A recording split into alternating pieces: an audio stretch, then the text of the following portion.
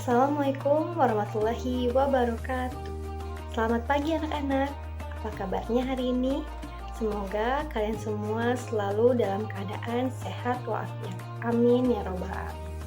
Nah, sebelum memulai pembelajaran, alangkah baiknya kita semua berdoa terlebih dahulu ya, agar pembelajaran hari ini dapat berjalan dengan lancar.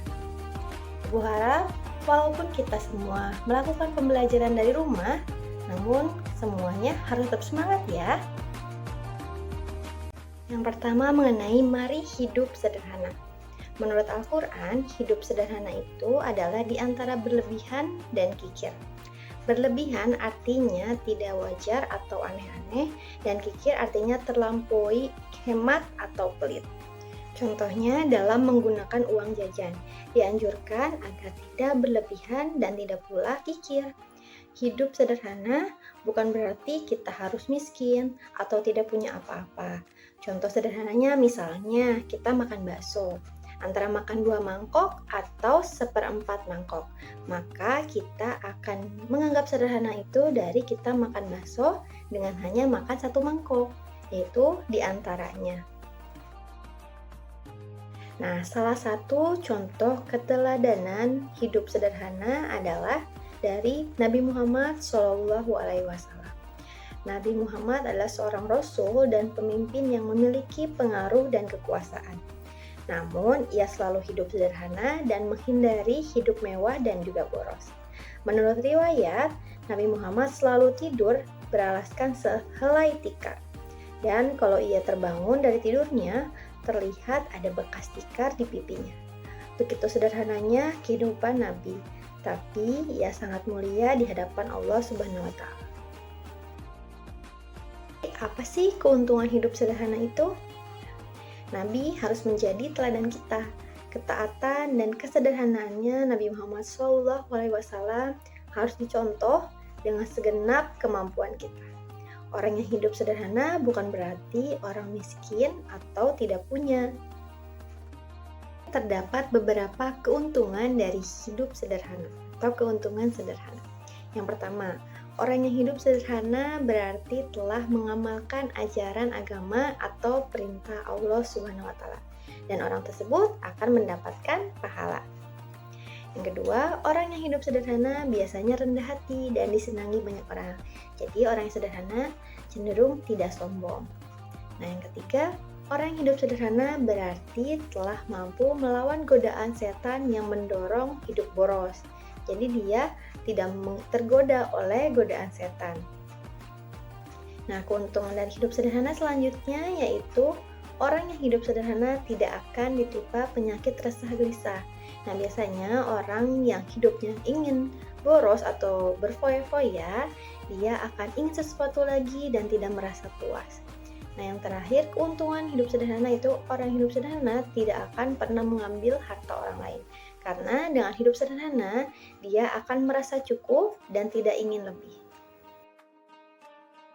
Nah, kalau hidup sederhana tidak dimulai dari sekarang, maka sikap boros itu pun akan terus berlanjut sampai hari tua. Bahayanya, kalau sikap boros itu suatu ketika kita tidak dapat terpenuhi, maka timbullah berbagai macam masalah, seperti gelisah, marah, mengambil barang orang lain, dan menghalalkan segala cara. Baik, sekian materi dari Ibu. Selanjutnya, mengenai materi ikhlas akan disampaikan oleh Ibu Indah. Silahkan Ibu Indah. Baik, sekarang Ibu akan menjelaskan apa itu ikhlas. Ikhlas maknanya bersih, bersih dari kotoran. Ikhlas adalah perbuatan hati, karena ikhlas itu ada di dalam hati. Kalau dikatakan ikhlas bersedekah, artinya memberikan dengan hati bersih. Contoh lain misalnya, Pak Ahmad membantu dengan ikhlas, artinya Pak Ahmad membantu dengan hati bersih tanpa mengharapkan sesuatu balasan ataupun imbalan. Kata ikhlas sering juga dihubungkan dengan kalimat karena Allah. Misalnya, Pak Ahmad membantu dengan ikhlas karena Allah.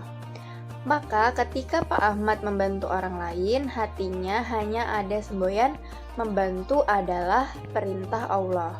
Tetapi kalau Pak Ahmad membantu dengan harapan pujian orang, maka Pak Ahmad belum ikhlas. Paham ya? Nah, bagaimana bila bekerja dan memperoleh gaji? Tidak selamanya berbuat atau bekerja yang mendapatkan imbalan atau bayaran itu dikatakan tidak ikhlas. Yang mendapatkan imbalan pun bisa disebut ikhlas. Contohnya, ketika seseorang diminta membantu pekerjaan dengan imbalan Rp50.000, berarti orang tersebut sudah ikhlas membantu dengan imbalan yang disepakati. Di situ tidak ada yang merasa dirugikan ataupun yang mendapat pujian.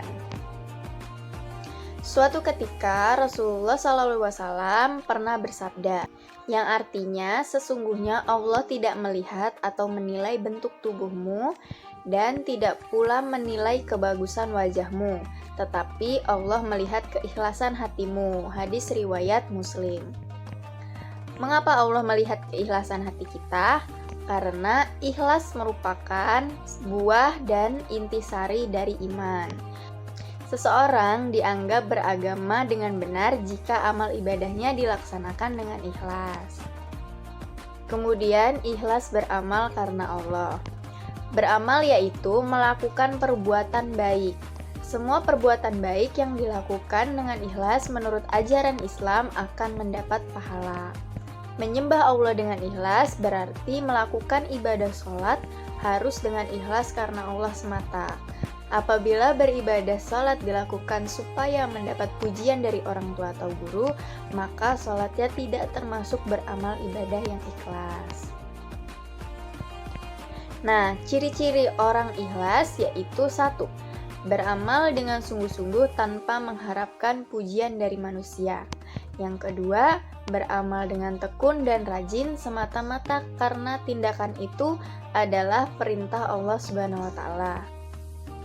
Yang ketiga, tidak memamerkan dan menceritakan amalnya kepada orang lain. Dan yang keempat, tidak pernah mengeluh dalam melaksanakan tugas. Mungkin itu saja yang dapat Ibu sampaikan. Berikut tugas yang harus kalian kerjakan.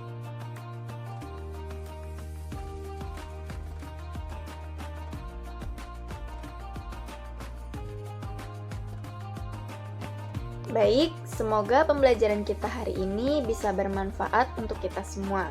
Jangan lupa pelajari lagi materinya, kerjakan tugasnya dengan tepat waktu, tetap semangat, dan sampai jumpa di pertemuan selanjutnya.